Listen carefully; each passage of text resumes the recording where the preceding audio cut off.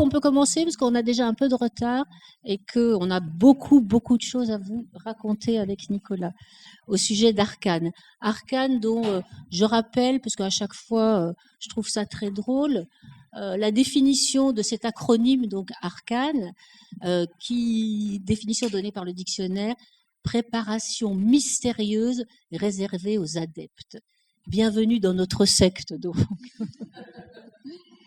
Alors moi, je vais vous parler tout d'abord, je vais commencer par vous parler de l'institution d'où je viens, le ministère de la Culture, et de comment du ministère de la Culture en administration centrale, ensuite avec les directions régionales, nous avons mené un travail qui nous a mené aujourd'hui jusqu'à Arcane, et c'est loin d'être le dernier mot qui sera dit sur cette belle histoire de l'art urbain et de l'institution, parce que ça peut être aussi une belle histoire, celle de l'art urbain et de l'institution.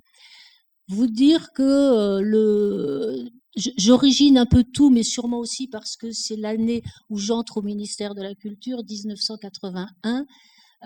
Nous avons, vous le savez tous, nous avons un ministre absolument exceptionnel, Jack Lang, qui arrive au ministère de la Culture et qui décide que décidément le périmètre de ce ministère et de ce qui est l'art est très ségrégant comme il est construit jusqu'alors, et que son ambition, vraiment, c'est d'élargir le champ de compétences, le périmètre du ministère de la Culture, et de l'ouvrir à tout ce que on a pu appeler les arts mineurs, mais qui depuis ont pris du galon. Et à cette époque-là, à partir de 81, il est hors de question de ne pas aller regarder hors les murs du ministère, de s'occuper du rock, du street art, du hip-hop, de la mode, du design, des marionnettes, j'en passe et des meilleurs. Ce sont des années bénies. Alors ces années ont aussi été bénies, j'en parle aussi sous le contrôle de Jean Roch, des années bénies, les années 80, parce que c'est aussi une période où le ministère de la Culture est alors doté vraiment d'un budget qui atteint le 1% du budget national. Donc on avait toutes les subventions, tous les financements qu'on demandait pour élargir ce champ de compétences. Et très très rapidement, donc, il reste une dizaine d'années au ministère de la Culture, et très rapidement, chasser le naturel, il revient au galop. Et il y a une fronde absolument extraordinaire qui se met en place, une fronde de l'Académie avec Marc Fumaroli et des tas d'autres, qui s'insurgent complètement contre le tout culturel, en disant que c'était une offense faite au musée, une offense faite à la culture, que c'était absolument insupportable. Et très rapidement, l'étau se resserre sur les disciplines en silo qui sont celles du ministère de la Culture. Et de nouveau, on s'intéresse moins à ce qui est dans les interstices, ce qui est à la marge, et ce qui n'intéresse pas donc les ministères qui sont les années d'après, enfin les ministres successifs qui sont nommés rue de Valois.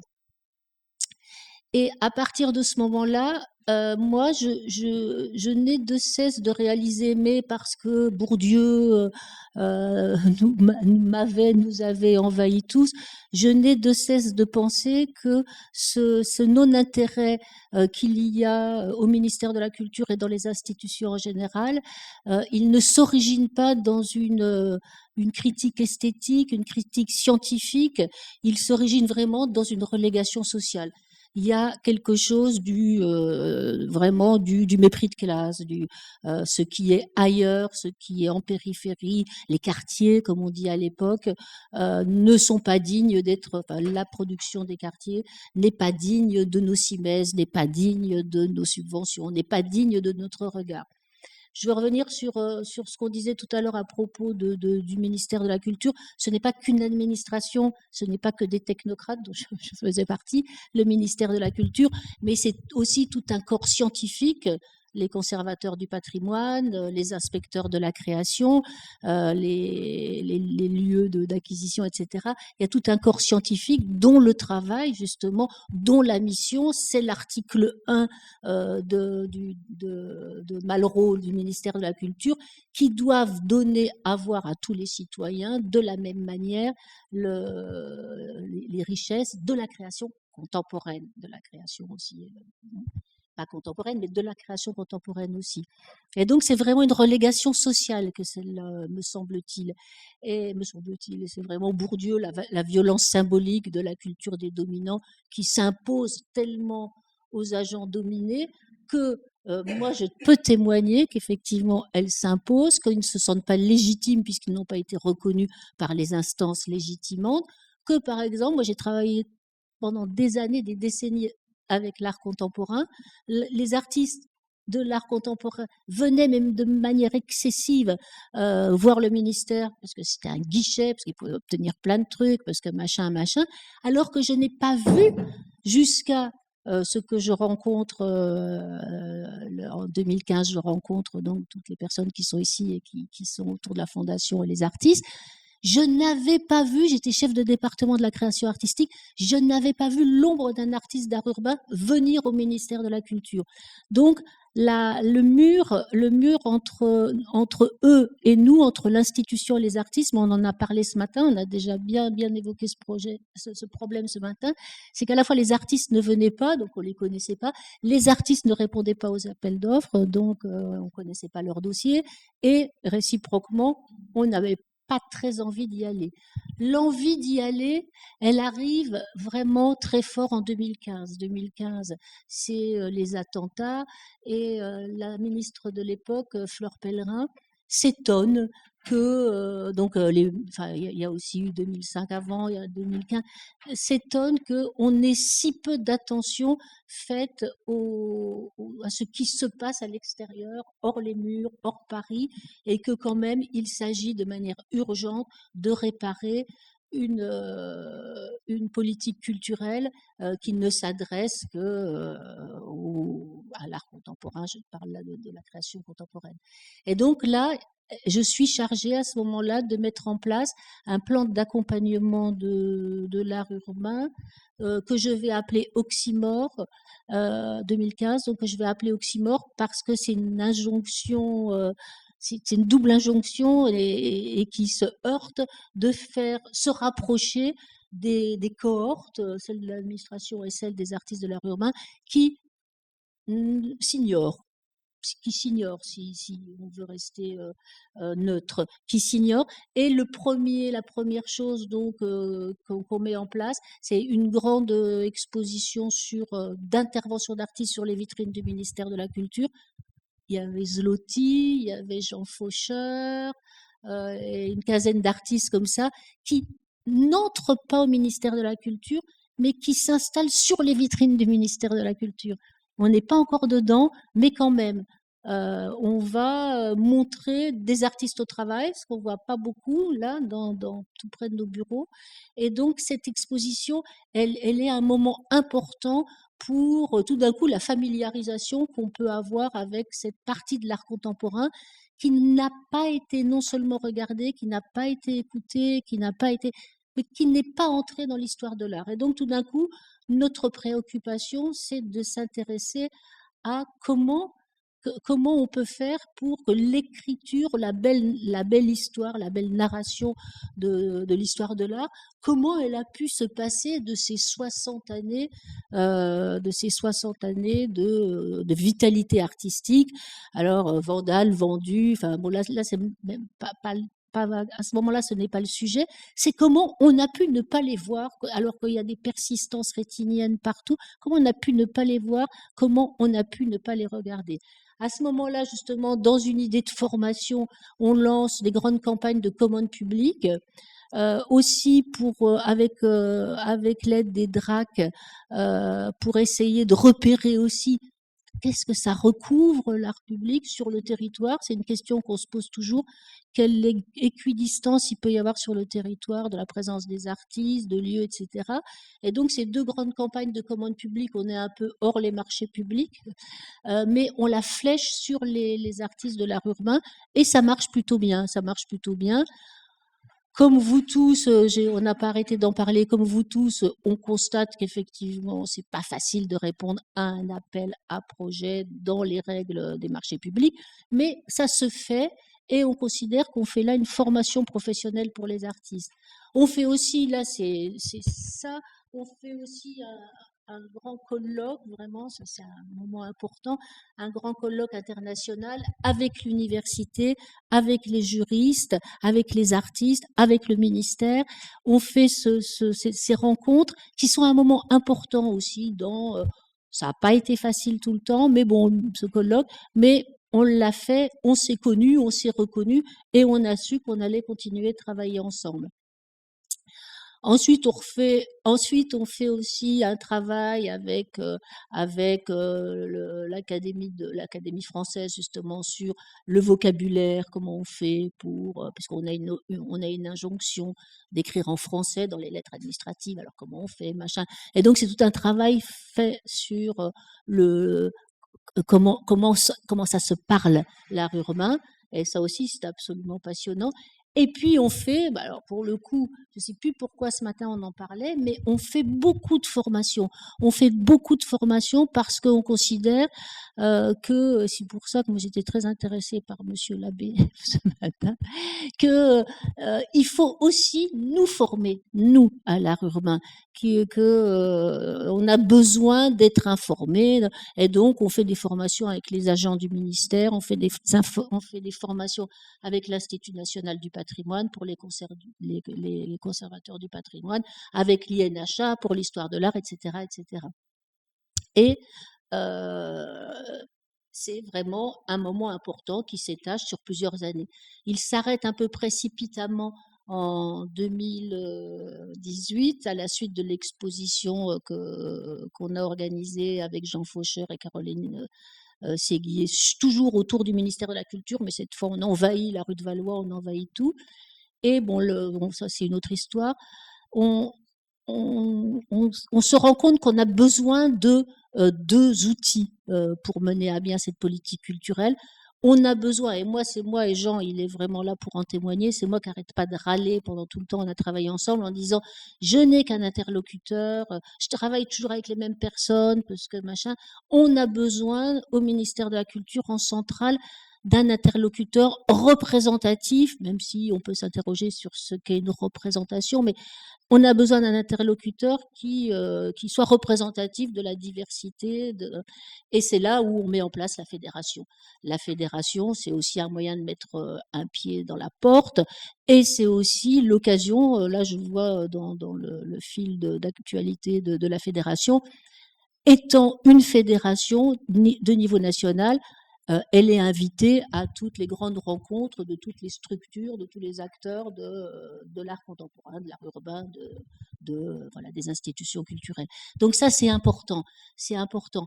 Après, pour cette histoire de j'ai besoin, comment faire pour écrire l'histoire enfin, comment faire pour inscrire plutôt dans l'histoire de l'art, dans la recherche, on a besoin de ressources. On n'a pas de ressources à ce moment-là. Et le ministère de la Culture, c'est une structure qui a une patrimonialisation névrotique. On est dans la névrose totale. Tout je vous ai apporté la liste de toutes les bases qu'il y a au ministère de la Culture. On a tout compté au ministère de la Culture. On a compté les monuments historiques, les mobiliers, les objets, l'architecture remarquable, les jardins, tout a été compté. La fameuse allez vous balader, allez vous perdre dans la base Joconde que doit bien connaître, voilà, qui est la base des musées avec toutes les œuvres. Pour l'art contemporain, il y a la base vidéo muséum. Moi, je me suis occupée de faire une base qui est absolument pas finie, qui est la base du 1% artistique, parce que il fallait aussi qu'on qu'on voit un peu quelles étaient toutes les œuvres qu'il y avait dans l'espace public, etc. Donc une patrimonialisation absolument névrotique de tout, et puis on est fiers, hein, on se renchérit, on se rengorge de toutes nos richesses, mais il n'y avait rien sur l'art urbain. Il n'y avait rien sur l'art urbain. Mais c'était sans compter l'existence de quelqu'un que vous connaissez bien, qui a plusieurs casquettes. Il est journaliste, il est photographe, il est artiste, il est rédacteur en chef.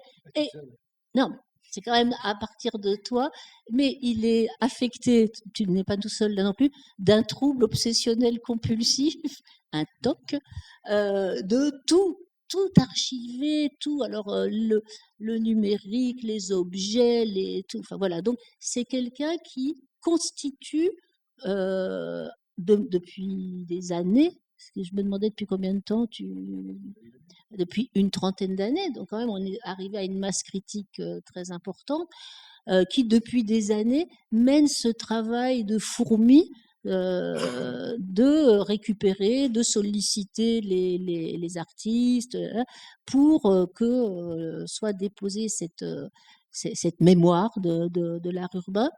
Et donc, évidemment, ça nous intéresse. Évidemment, le ministère de la Culture, voilà, qui lui aussi à cette patrimonialisation névrotique, s'intéresse beaucoup à ce projet qui, en plus, va porter haut la recherche sur l'art urbain et donc apporte des subventions. Les subventions sont accompagnées ensuite par des mécènes. Enfin, ça, Nicolas vous racontera. Mais c'est vraiment quelque chose qui est important pour nous de construire une ressourcerie de l'art urbain pour donner à voir, à étudier aux chercheurs, aux étudiants, parce qu'il n'y a pas suffisamment d'analyses et de recherches qui ont été faites sur ce territoire de la création artistique.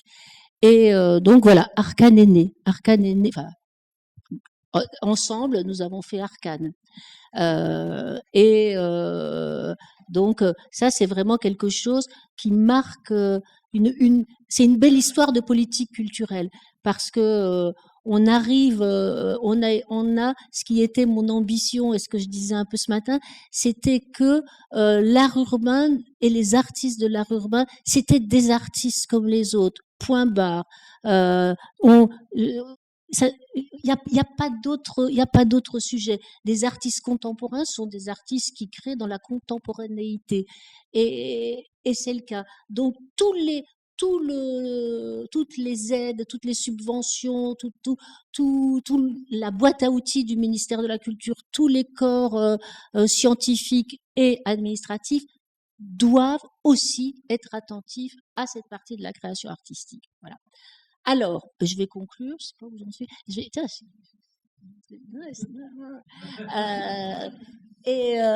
vais conclure, je l'ai déjà dit ce matin, mais je le redis, ça fait rien.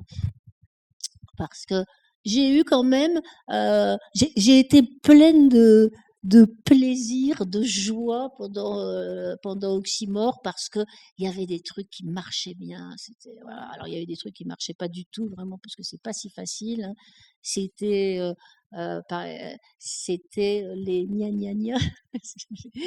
Combien de fois on me disait mais non, mais comment on peut conserver machin, et puis ils ont pas envie, et puis on va les académiser machin. Et moi je disais non, c'est pas notre problème c'est l'histoire de l'art, c'est la création artistique. Laissons les chercheurs tout ça s'en occuper.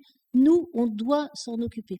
Mais j'ai quand même eu un échec. L'échec qui a été que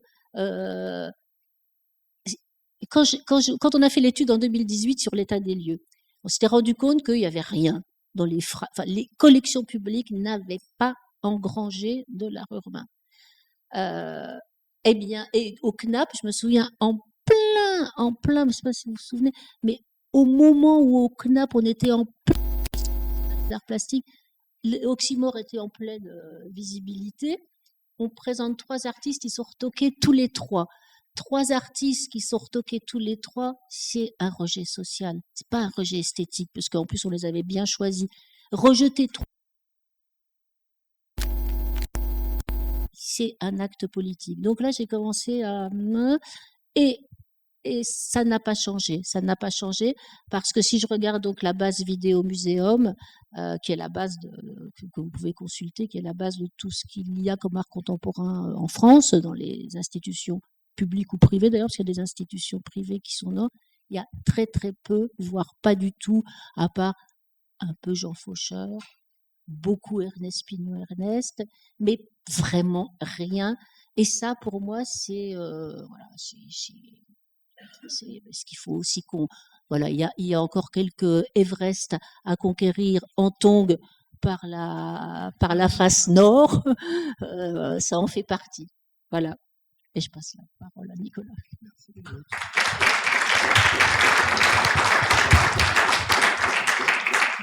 Merci Dominique pour ce retour d'expérience presque sur l'aventure que tu as vécue. C'est vrai que on n'était pas destinés à se rencontrer tous les deux, ni même à travailler ensemble. Toi dans ton bureau du ministère et moi plutôt dans les terrains vagues ou le long des voies ferrées. Et c'est vrai que tu parlais de deux mondes qui se sont longtemps ignorés. Ça a été cultivé aussi de part et d'autre, hein. On ne va pas rejeter la pierre seulement aux institutions. L'art urbain et notamment sa partie du graffiti a longtemps cultivé à la fois un entre-soi, un mystère et aussi une position anti-institutionnelle.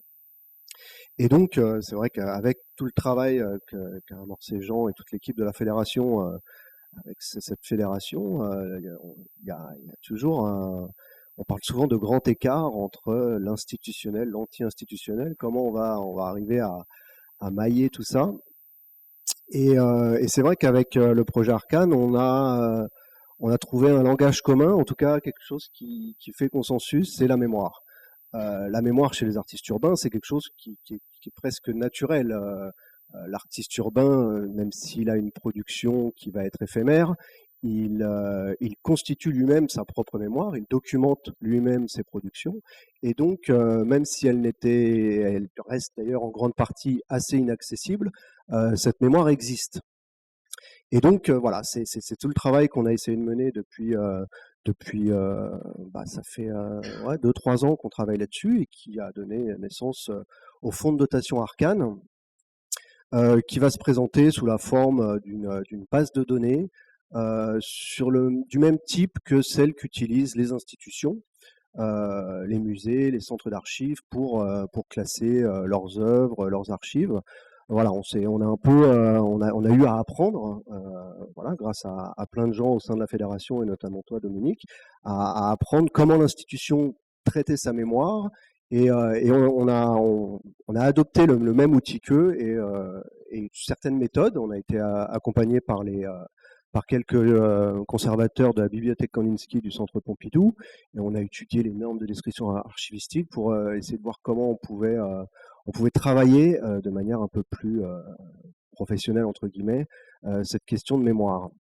Et donc, voilà, il va s'agir pour nous de récolter, de sauvegarder et de valoriser les archives de l'art urbain, de manière à créer un pont, comme le disait Dominique, entre l'histoire de l'art et l'histoire de l'art urbain, qui reste encore assez obscure. Alors, les archives, pour nous, elles sont multiples. Peut-être tu peux passer la slide suivante. On pense dans un premier temps à la photographie, puisque c'est d'abord elle qui témoigne des productions éphémères qui ont été réalisées dans l'espace public. Et ça constitue une grande partie des archives. Mais les archives, c'est aussi plein d'autres documents, notamment les dessins, qui sont parfois des esquisses préparatoires, qui va parfois être intéressant de mettre en regard avec les réalisations qui en découlent. Il y a aussi sur la slide suivante les books qui sont assez importants dans notre culture. Alors il y a des pressbooks, des blackbooks, des guestbooks, toute la sémantique barbare du milieu du graffiti et de l'art urbain, et qui sont parfois de véritables œuvres d'art, des œuvres collectives, puisqu'il y a des traditions qui font que les books passent de main en main et chacun y laisse un dessin à destination du propriétaire du book. Les éphéméras, tout type d'éphéméras, des autocollants, des flyers, des affiches, des cartons d'invitation, tout ce genre de documents. Qu'est-ce que j'ai mis d'autre ensuite ? des articles de presse qui vont nous donner voilà, pas mal d'informations sur un regard extérieur et l'évolution du regard extérieur sur ce milieu. Les publications, les magazines, les fanzines spécialisés, voilà, qui témoignent aussi de cette constitution d'une mémoire en interne pendant toutes ces 40-50 dernières années d'art urbain en France. Et puis, toutes sortes de documents. Tu peux passer à la slide suivante. Voilà, toutes sortes de documents divers et variés. On pense aux documents administratifs, aux documents judiciaires, à des objets, des outils. Voilà. Tout ça, pour nous, c'est les archives de l'art urbain. Donc, on a une typologie qui est vraiment assez large. Et toutes ces archives, elles sont fragiles. Elles sont fragiles parce que aujourd'hui, elles ne sont pas rassemblées. Elles sont disséminées chez des particuliers. Elles sont conservées forcément hors de toute norme muséale. Et puis, on constate régulièrement la disparition de certaines d'entre elles. Moi, il m'arrivait régulièrement d'être contacté par des artistes qui avaient, au gré d'un accident, d'un dégât des eaux, d'une perquisition, que sais-je, perdu toute trace de ce qu'il avait pu produire auparavant, et qui me demandaient qu'est-ce qu'il te reste de ce que tu as peu sauvegardé. Et donc voilà, c'est cette question de fragilité a nourri un peu une sorte d'urgence dans nos réflexions à la Fédération sur comment on va pouvoir travailler autour de cette mémoire. Et c'est une des raisons pour lesquelles on a opté pour, dans un premier temps, un centre d'archives numériques, en attendant de passer à la sauvegarde physique, qui est un peu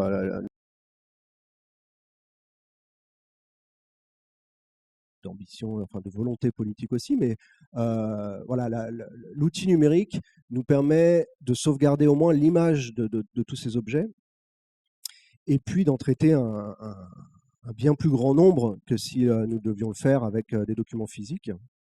Et puis au-delà de cette sauvegarde de l'image, ce qui était important pour nous, c'était que chacun de ces documents puisse révéler la petite part d'histoire qu'il porte en lui. Il ne s'agissait pas de constituer des petites collections de petits fétiches, mais vraiment de participer à créer de la mémoire, du contenu, du savoir, puisque là aussi, c'était l'étude sur l'art urbain qu'avait mené Le Mur juste avant la création de la fédération, qui avait révélé qu'il y avait quand même quelques écrits scientifiques, quelques recherches universitaires qui concernaient l'art urbain, pas énormément, mais il y en avait quand même. Mais parmi celles-ci, la grande majorité, c'était des études sociologiques, anthropologiques, et quasiment rien en histoire de l'art. Or, les artistes urbains, eux, ce qu'ils défendent, c'est une pratique artistique. Rien sur l'esthétique, sur l'évolution des styles, rien sur tout ce qui semblait important, ce qui nous semblait important au regard de l'écriture de notre histoire. Et donc, on a adopté des normes de description. Je crois que c'est sur le slide suivant. J'ai pris comme exemple une archive qu'on a traitée. Donc, c'est une photographie, la photographie d'un camion de RCF1 qu'il a réalisé illégalement à Paris. Et donc, voilà, chaque document, on va lui apporter un certain nombre de champs de description qui vont être des champs de recherche pour ensuite rechercher des documents selon la nature du support, selon la technique utilisée, selon la géographie, la temporalité. Ici, c'est l'exemple d'une photographie. Donc, les champs de description se divisent en deux. À gauche, vous avez la description de l'objet photographique, de la photographie en elle-même, et à droite, la description de ce qui est représenté sur la photographie. Bien entendu, comme on traite des documents totalement différents, ces champs de description-là ont été définis pour la photographie. On ne décrit pas de la même manière un article de presse, un book, un dessin qu'une photographie. Donc chaque typologie de document a ses propres champs de description. Et puis ce qui va nous intéresser aussi, c'est de mettre en relation les archives les unes aux autres. Ici, j'ai mis en regard l'esquisse préparatoire, mais l'idée c'est que cette base de données puisse aussi renvoyer d'une archive à l'autre. Et puis ces champs de description sont accompagnés d'entretiens qui vont nous éclairer sur le contexte, sur plein de choses qui n'ont pas été abordées par ces champs formels, et aussi par une analyse de style, puisque comme je le disais juste à l'instant, la question de style, d'esthétique, on a vraiment toute une histoire de l'art urbain en France qui nous semble totalement méconnu hors de notre petit cercle, et de quelle manière on a développé des spécificités françaises, de quelle manière des académismes et des avant-gardes se sont succédés. Tout ça reste très obscur, et c'est ce qu'on aimerait aussi mettre en lumière avec notre travail. Et puis ces archives sont aussi reliées à des notices biographiques en fonction de chaque artiste sur lequel on travaille. Et je ne sais plus ce que j'ai mis sur la slide suivante. Voilà, donc on travaille sur 3 types de sujets d'études. On essaye de ne pas se perdre dans cette masse d'archives qu'on a pu accumuler pendant toutes ces années. Et donc, on choisit de travailler soit sur des fonds d'archives d'entités, donc des personnes physiques, ça peut être des artistes, ça peut être des photographes, des observateurs, des collectionneurs, dont on va étudier le fonds d'archives à fond. On travaille sur des sites et on travaille aussi sur des événements. Donc voilà, on a une petite typologie de sujets d'études sur lesquels on va se concentrer. Et lorsqu'on travaille sur le fond d'archives d'un artiste, ici j'avais pris l'exemple d'un artiste qui s'appelle Chic, une fois qu'on a traité et indexé tous les documents qui constituent son fonds d'archives, on va pouvoir observer différentes choses. C'est un peu qu'est-ce que les data vont pouvoir nous raconter. Donc voilà, l'évolution, en tout cas la quantification de sa production au fil des années, de pouvoir mettre en regard les exercices préparatoires avec les réalisations in situ, nous permettra aussi d'observer l'évolution stylistique, les renouvellements, des choses comme ça. Et puis on peut aussi observer la géographie de sa production selon une période sélectionnée. Et sur la slide suivante, on a fait une pré-étude sur le territoire de Nantes avant de choisir vraiment des sujets d'études très précis. C'est un travail qui est en cours avec le soutien de l'association Plus de Couleurs. Et donc cette pré-étude nous permettait d'observer différentes choses sur l'évolution des pratiquants, du nombre des pratiquants, la manière dont ils se répartissent selon les différents, j'allais dire mouvements, mais en tout cas les différentes pratiques de l'art urbain. Bon, on va pas trop s'attarder sur les statistiques parce qu'on en a beaucoup parlé ce matin. Et puis, est-ce que tu peux passer à la slide suivante, s'il te plaît? Voilà, je voulais prendre un cas d'étude précis sur un site en particulier. Donc, c'est un site en Bretagne, à Brest. On a pu amorcer cette étude grâce à Isabelle Chardonnier, Cécile Duré-Mazurel et Olivier Lerck par la voix de la ville de Brest et de la DRAC Bretagne, qui nous a permis d'amorcer une étude sur voilà, on a choisi un site en particulier. On l'a choisi parce qu'il est emblématique. Il est emblématique de la Seine en Bretagne. C'est le port de commerce de Brest, dont l'activité a commencé au tout début des années 90, même un peu avant avec Paul Blois qui faisait les collages là-bas, et dont certains bâtiments sont encore peints aujourd'hui. Donc c'est près de 30 ans d'activité picturale. Et voilà, qui est assez important sur la Seine bretonne. Et puis parce que c'est un site atypique, c'est-à-dire qu'on a l'habitude d'étudier, quand on étudie des sites, un terrain vague, un mur en particulier. Là, c'est vraiment un quartier entier. Donc l'étude a commencé par déjà étudier la topographie du site, de revoir un peu les vues aériennes pour comprendre quelle a été l'évolution architecturale de ce site, quels bâtiments ont pu être rasés au fil des temps. Et je passe la slide suivante. Voilà. Et ensuite, au gré d'enquêtes, de recherches, d'entretiens qu'on a menés à la fois avec les graffeurs et avec les observateurs, on a identifié tous les murs qui ont été peints sur ce quartier pendant toutes ces années. Donc on a divisé le quartier en zones, on a attribué une sorte de code à chaque mur pour pouvoir rentrer un peu plus dans l'étude de ce site. Et sur la slide suivante, on a commencé à récolter donc des fonds d'archives auprès de producteurs d'archives locaux, des artistes, des photographes. Donc on a récolté beaucoup de photographies, mais aussi des éphéméras, donc des flyers, des articles de presse. C'est un site qui a été investi de manière plus ou moins illégale au départ, qui était toléré au fil des années, et ponctuellement il y a des événements qui ont été organisés, donc de manière tout à fait légale et avec le soutien parfois de la mairie. Donc on a tout un petit corpus, un petit fonds d'archives qui va concerner cette étude. Et donc, on va indexer chacun de ces documents selon les champs de description que je vous ai montrés précédemment. Et sur la slide suivante, voilà, l'étape suivante, ça va être de reconstituer chaque mur. D'abord de reconstituer le mur tel qu'il était avant qu'il ne soit investi par les artistes urbains. C'est assez compliqué de trouver des images de ces différents murs vierges. On en trouve parfois dans les archives municipales, mais c'est pas évident. Donc là, on a utilisé de l'image de synthèse pour reconstituer à l'échelle les murs. Et ensuite, chaque photographie indexée, son indexation précise va nous permettre de replacer chaque photo sur le site de manière à reconstituer l'ensemble des fresques qui ont été réalisées. Et à terme, au gré de tout le travail de récolte qu'on a fait, c'est sur la slide suivante, on va pouvoir raconter en fait l'histoire de ce mur. Alors pour l'instant, c'est juste un mur. On a vu sur le plan qu'il y en avait pas mal, donc c'est quand même un travail au long cours. Et on va pouvoir reconstituer comme ça toutes les fresques qui se sont succédées. On parlait tout à l'heure ce matin de restauration d'œuvres.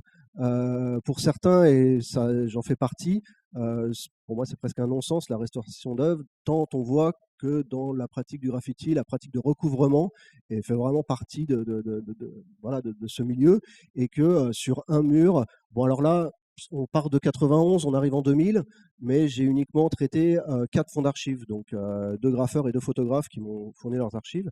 On comprend bien que quand on va poursuivre cette enquête, on va trouver bien d'autres documents d'archives qui vont nous permettre de compléter un peu tout ce puzzle, mais ça reste assez parlant sur la profusion de production qu'il y a pu avoir sur un mur. Donc voilà, ensuite, à l'usager d'Arcane d'utiliser ces informations, ces données, en fonction des recherches qu'il veut faire, selon si on parle voilà, d'évolution stylistique, de connexion aussi, puisque c'est un site où finalement qui a dépassé la Bretagne. Il était connu en France, donc des gens de n'importe quelle région venaient y peindre. Lorsqu'on a organisé des jams là-bas, il y a des étrangers qui venaient également y peindre. Donc voilà, il y a toute une histoire locale qui va pouvoir s'écrire au gré de toutes ces recherches. Et puis voilà, je termine aussi sur les contours un peu qu'on a dans nos recherches, parce que on en parle souvent à la fédération, définir l'art urbain, qu'est-ce que c'est que l'art urbain, où c'est qu'on commence nos recherches, où c'est que les contours se deviennent un peu précis. Nous, Arcane, c'est vrai qu'on a une vision assez large. On étudie le street art, le graffiti, mais il nous arrive au gré de récoltes de fonds d'archives, de récolter des graffitis des années 60, les événements de mai 68, des graffitis vernaculaires, des graffitis revendicatifs, politiques.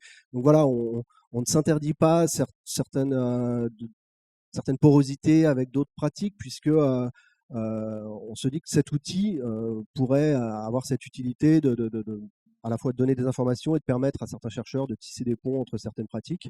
Et puis comme on a beaucoup parlé aussi ce matin de pratiques professionnelles et de réalisation de commandes, en réalité, là, dans l'art urbain, la grande majorité des- des productions échappent totalement à tout cadre administratif, institutionnel.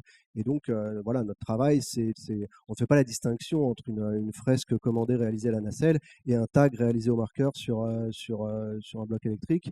Tout ça, pour nous, c'est l'art urbain, et c'est toute cette matière-là qui va nous permettre d'en saisir un peu l'histoire. En tout cas, c'est comme ça que nous, on entend participer à l'écriture de l'histoire de l'art urbain en France. Voilà, je ne sais pas si Dominique, tu as quelque chose à ajouter là-dessus.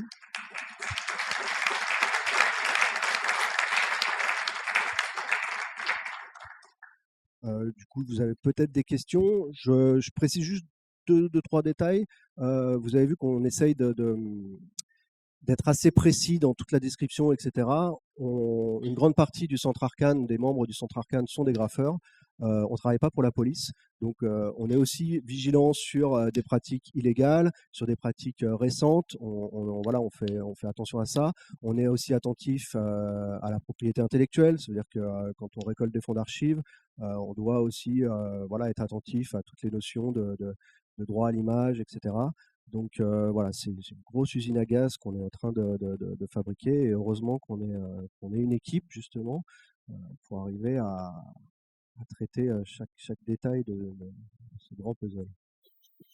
rajouter un tout petit truc juste par rapport à ce que tu viens de dire, c'est que on n'est pas de la police, mais quand même, euh, mais quand même, moi j'adore les petites histoires de cette histoire. C'est que l'artiste Cockney, qui avait été arrêté par la brigade à la RATP, qui avait été arrêté par la brigade anti-tag du commandant Merle, euh, a récupéré les PV de cette arrestation. Donc les procès-verbaux, ils étaient tellement précisant la couleur, la taille de la Il y avait des plageau, analyses la stylistiques taille. Oui. dans Ce son sont les procès-verbal. premières, vraiment les premières pages écrites sur l'histoire de l'art urbain. Elles ont été écrites par la police. Je suis désolée. Et d'ailleurs, le commandant Merle depuis est fou d'art urbain. Et que Cockney, il a été invité au Palais de Tokyo avec le seul PV du commandant Merle et de C1, et il a refait à l'identique l'œuvre qu'il avait faite sur le métro. Et ça, je trouve ça absolument génial.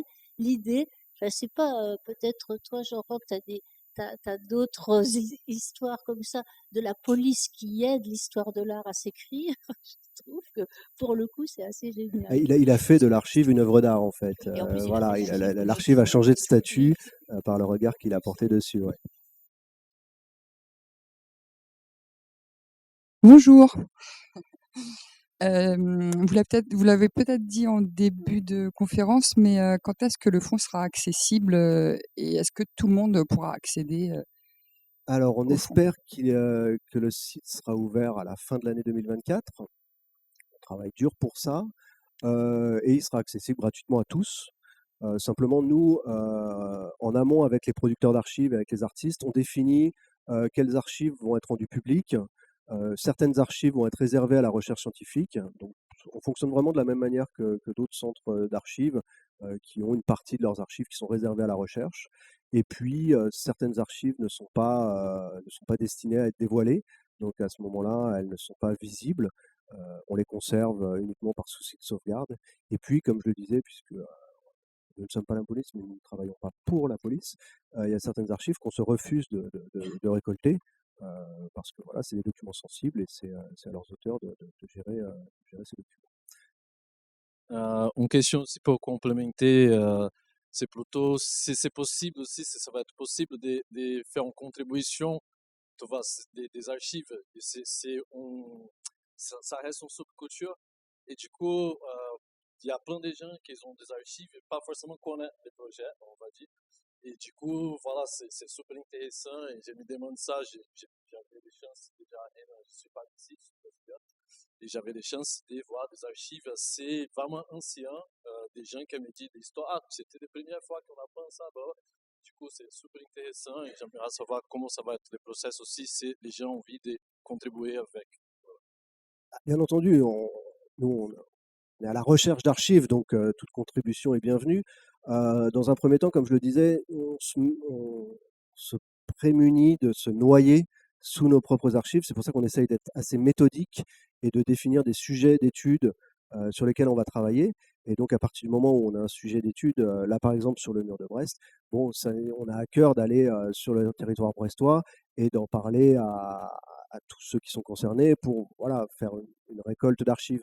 Mais on attend aussi l'ouverture du site pour que les gens puissent se rendre compte de ce que c'est qu'Arcane et que s'ils veulent contribuer, ils savent réellement à quoi ils contribuent. Aujourd'hui, voilà, on fait des présentations, on essaye de présenter cette énorme pieuvre qu'on travaille depuis 3-4 ans en une petite demi-heure. Donc, il faut aussi expliquer à tout le monde ce qu'il en est de ces archives. On a aussi besoin de beaucoup de rassurer les producteurs d'archives sur ce qu'on fait. L'archive, notamment dans le graffiti, elle a été conservée vraiment de manière secrète et par les graffeurs, ce qu'on comprend tout à fait, j'en suis d'ailleurs. Et de lâcher ces archives, de les rendre publiques, c'est pas quelque chose qui est forcément naturel pour tout le monde. Donc voilà, ça va prendre du temps avant que tout le monde comprenne nos finalités, cette constitution de la mémoire. Et puis, il y a bien entendu des gens pour qui ça ne fait pas écho, et soit qui voilà, donc qui sont pas plus que ça intéressés ou en tout cas sensibles à cette question de préservation de la mémoire, ou qui préfèrent garder cette mémoire pour eux en circuit fermé, et c'est leur droit et on le respecte.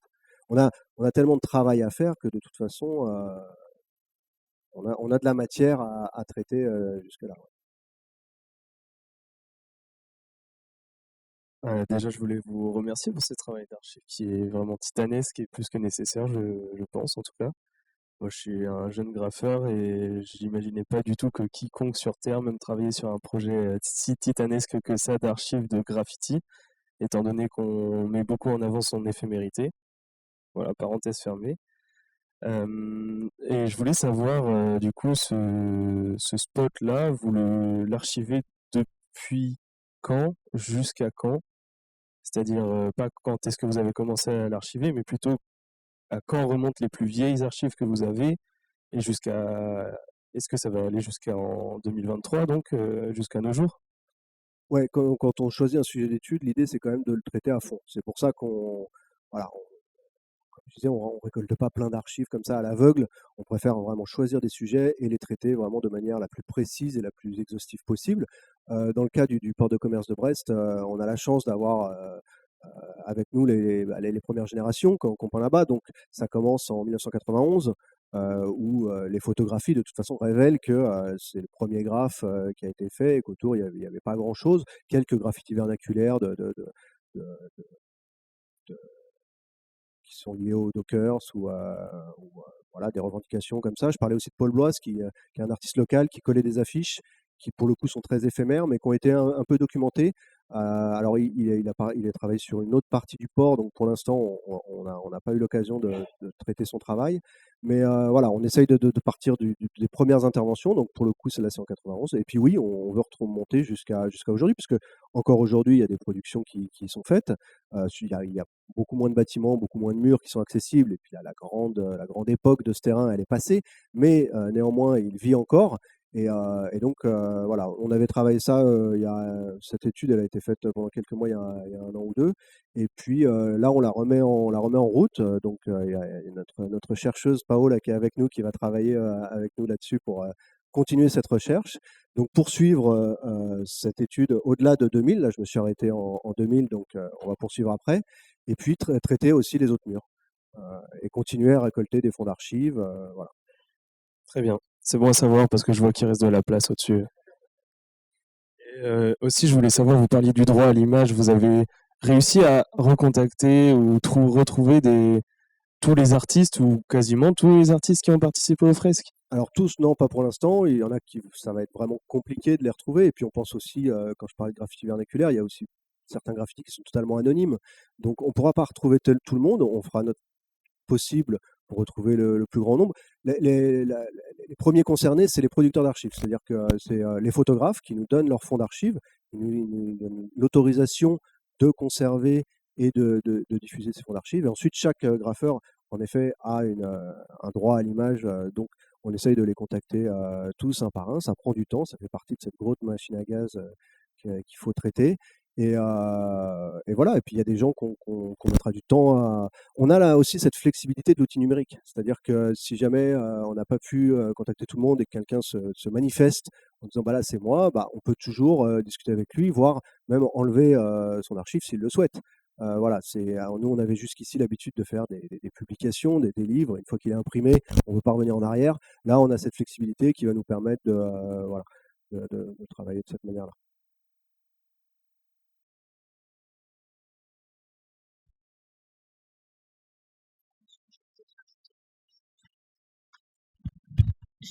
Je veux rajouter quelque chose toujours au sujet de la patrimonialisation. Il y a quelques années, la direction des patrimoines au ministère de la Culture a demandé à l'ensemble des monuments historiques, les châteaux, les cathédrales, l'ensemble de ces monuments historiques, donc ceux qui appartiennent à l'État, de faire l'inventaire exhaustif des graffitis qu'il y a dans les monuments historiques. Et maintenant, je me souviens plus du nom de cette jeune femme qui a fait cet inventaire, mais ça s'est passé en même temps que nos travaux, et que tout d'un coup, La direction de la création artistique dans laquelle je travaillais était doublée par la direction du patrimoine qui, elle, toute seule de son côté, non seulement avait fait intervenir plein d'artistes dans les monuments historiques, mais en plus avait décidé d'inventorier. Et donc là, il y a vraiment une histoire comme ça qui est en train de s'écrire sur l'histoire des murs, leur mémoire, leur récit, leur storytelling. Il y a vraiment, et le patrimoine, pour le coup, il avait été assez fort. Et puis nous, on sait de toute façon qu'on ne sera jamais dans l'exhaustivité. C'est ce qui est intéressant à révéler, ne serait-ce que sur un mur, c'est cette profusion de production qui a pu se faire durant toutes ces décennies passées. Voilà, on va essayer de travailler des sujets, des sujets précis comme ça, mais la réflexion qu'on a eue, c'était voilà, comme je dis, la mémoire. La mémoire est importante parce que les archives se perdent, parce que les négatifs vieillissent mal, parce que les documents disparaissent. Donc c'est important. On sait qu'on a perdu des archives. Notamment, tu parlais de la police. Bah, la police a détruit beaucoup d'archives suite à des perquisitions, des saisies, des choses comme ça. Donc il y a cette notion vraiment de sauver quelques images. Et puis trouver une méthode qu'on est en train de construire, qui va s'affiner avec le temps, avec l'équipe qu'on est. Il y a Gauthier Bischoff, Karim Boukercha, Patrice Poche, on est quelques-uns comme ça, et on essaye d'élargir le cercle et voilà, de faire connaître Arcane pour que des gens, des observateurs ou des pratiques nous rejoignent dans notre démarche. L'idée, c'était de se dire aussi, essayer de trouver un outil qui nous survive. Toutes ces archives qu'on a accumulées, qu'est-ce qui va en rester après nous? Et donc voilà, Arcane, c'est aussi une réponse à ça, et on espère que les générations futures s'empareront de cet outil, l'amélioreront, voilà, ils en feront ce qu'ils voudront, mais en tout cas qu'on aura amorcé quelque chose contre la disparition progressive. D'accord, les œuvres sont éphémères, mais elles ont une mémoire, et c'est cette mémoire qu'on veut conserver. Je me permets de rajouter un petit truc. Je trouve que c'est intéressant l'histoire de la patrimonialisation, et on le voit, enfin le fait de rentrer par la porte du patrimoine, je pense donne aussi un peu une sorte de crédibilité aux recherches qui sont menées actuellement. Là, on le voit à Nantes, on a sollicité donc la ville de Nantes pour un financement. On l'a sollicité par l'entrée culture, puisque c'est notre entrée. Nous aussi, on a été longtemps à la jeunesse, mais maintenant on est à la culture. Et en fait, c'est la direction du patrimoine qui s'en est emparée. Et c'est la direction du patrimoine qui nous subventionne sur le lancement des recherches. Et je trouve que ça, c'est vraiment intéressant. Ils ont un outil qui s'appelle Nantes Patrimonia, sur lequel justement ils essayent de valoriser tout le patrimoine, et le patrimoine culturel de la ville, et le street art en fait partie. Donc il y a une vraie volonté politique vraiment forte, en tout cas qui se met en place à Nantes. Et je trouve que ça, c'est encourageant pour la suite. Ouais, c'est très transversal, et ça, Dominique, tu l'as constaté aussi avec nous, c'est-à-dire que la culture, le patrimoine, et puis aussi l'enseignement supérieur, enfin, on a encore tout un maillage institutionnel voilà, donc on a du pain sur la planche. Je veux ajouter aussi dans cette appréhension collective qu'on a eue, on s'est aussi toujours accompagné dans l'école, on s'est toujours accompagné des juristes. Au colloque, on s'est rendu compte, enfin moi je me suis rendu compte au premier colloque qu'on a fait, c'est que il y a des avocats, mais c'est leur bonbon, l'art urbain, et défendre les artistes, parce que là ils peuvent faire des faits de manche extraordinaires. En plus, c'est des passionnants. L'histoire de la propriété intellectuelle, ça les rend fous, les juristes. Et là, il y a tout à faire avec et l'art urbain. Donc, on s'est toujours entouré, et que nous avons été, je tiens à lui rendre hommage en ce moment, on a été, enfin moi, pendant tout le plan compliqué que j'ai mené au ministère, j'ai été accompagnée par la responsable des affaires juridiques, qui, pareil que moi, n'y connaissait pas grand-chose, mais vraiment m'a toujours accompagnée dans tout ce que j'ai fait pour pas sortir des clous, parce que c'était pas possible de sortir des clous. Elle s'appelle Pascale Suissa Elbaz, elle est donc responsable des affaires juridiques au ministère, de la création contemporaine. Et Pascale Suissa Elbaz, elle a aussi, s'est prise, moi quand je vois les fiches signalétiques et toute la documentation qui est faite, elle s'est prise de passion pour Arcane. Et donc, elle y met vraiment toute son énergie de juriste du ministère, et elle nous aide aussi à réfléchir, à organiser, trouver une architecture dans laquelle on pourrait inscrire cette masse d'informations pour la protéger, pour bien respecter. Donc, on est en train de réfléchir avec elle à une forme juridique, principe, on ne sait pas encore quoi, mais on est vraiment accompagné là pour le coup par aussi toute la partie Pour la juridique, pérennisation pour la de ces archives, pérennisation, pour comment on faire verra évoluer. où tout ça nous mène. Voilà, l'idée, c'est de sauvegarder la mémoire. On a créé une structure, un fonds de dotation qui s'appelle Arcane. On constitue une mémoire. C'est vrai que pour l'instant, si nous on s'arrête, on n'aura rien sauvé du tout. Donc la réflexion qu'on a avec les institutions, c'est aussi de quelle manière elles vont nous accompagner pour cette question de patrimonialisation. Et, euh, et c'est des choses très compliquées. On a commencé cette intervention en parlant d'institutionnalisation et d'une pratique anti-institutionnelle. Donc là, patrimonialiser les archives d'art urbain, c'est les faire entrer dans le domaine public. Et ça peut facilement s'entrechoquer avec une pratique illégale dans l'espace public, etc. Donc, mais on ne sait pas du tout encore jusqu'où tout ça va nous mener. On y travaille.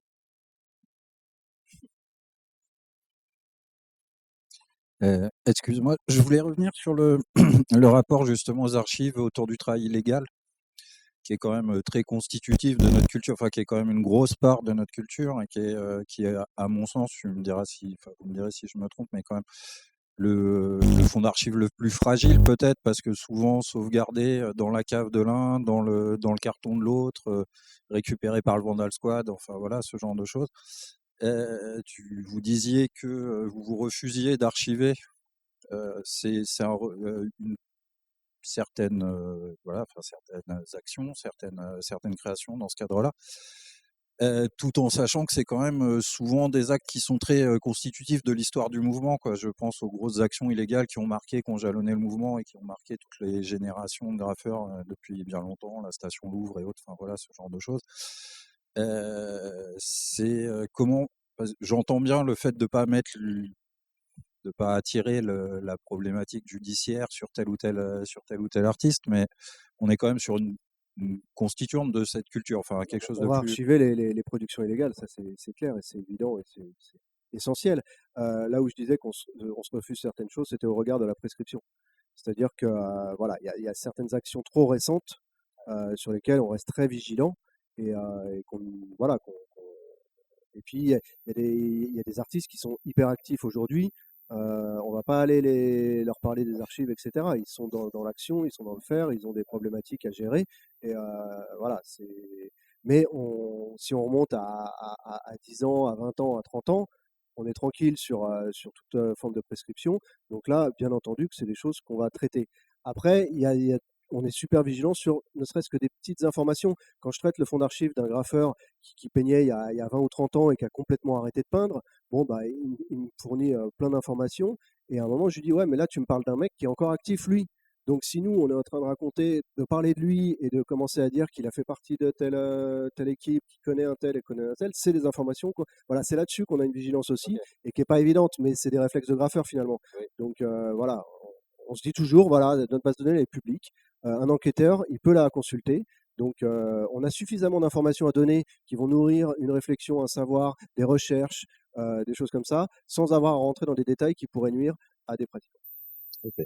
Moi, je voulais ajouter un petit truc sur le Louvre, la station Le Louvre. Moi, j'ai vraiment je me suis toujours dit que cette action incroyable des artistes qui venaient dans la station du Louvre, il y avait quelque chose de dire aux institutions, on est là, on est en dessous, on a envie d'entrer au Louvre. Et ça s'est reproduit un peu partout. Ça s'est reproduit là. Je pensais aussi à ce qu'ont fait les Kessawat. J'aurais voulu être un artiste qui étaient inscrits au pied de Beaubourg, sur des plots en ciment. Pensez à tous ces artistes ou à Banksy qui met cette émoticône près de la Joconde. Et cette œuvre d'art, elle est toujours dans les réserves du Louvre en se demandant est-ce que c'est une œuvre d'art ou est-ce que c'est pas une œuvre d'art. C'est pire que le sexe des anges. Ça fait des années que les commissions, justement, je parlais de commissions ce matin, mais les commissions d'attribution, de déplacement, tout ça, s'interrogent sur où ils en sont. Et donc, il y a toujours, avec les musées, à la fois, on sent que les artistes, le chute de Jeff Aerosol, on a l'impression qu'il dit, chut, on est là. Et donc, j'ai toujours l'impression que les artistes, ils sont dans cette espèce de rapport, j'y suis, je veux y aller, je veux pas y aller, je suis en dessous, je suis à côté, je suis nana. Et ça, c'est vraiment quelque chose, par exemple, moi, cette histoire de la station Louvre envahie par les artistes, je trouve ça absolument incroyable. Je trouve que c'est un moment important de l'art urbain en France. Le Louvre, hein, la base Joconde. Je me dis, là, c'est des moments à interroger, qu'est-ce qui s'est passé on s'approche. Nous, ça nous intéresse, ouais, de s'intéresser à ça, et surtout que, voilà, au même moment qu'il y avait cette action des VEP sur la station Louvre, donc totalement illégale, et qui a permis à l'opinion publique de se forger une image très négative du graffiti. Au même moment, il y avait l'exposition parrainée par Jack Lang au Palais de Chaillot. Donc voilà, il y a des choses concomitantes comme ça, où là c'était un tout autre regard, voilà, c'est génial le graffiti, c'est des artistes, etc. Donc voilà, ça va être intéressant d'étudier ces événements, parce qu'on en connaît finalement assez peu de choses, c'est quelques témoignages, c'est quelques coupures de presse, c'est des regards parfois assez caricaturaux, et donc voilà, en rentrant dans le détail, on va pouvoir mieux analyser toutes ces choses-là. Mathias, on va peut-être respecter un petit peu le timing quand même. Ouais. Merci.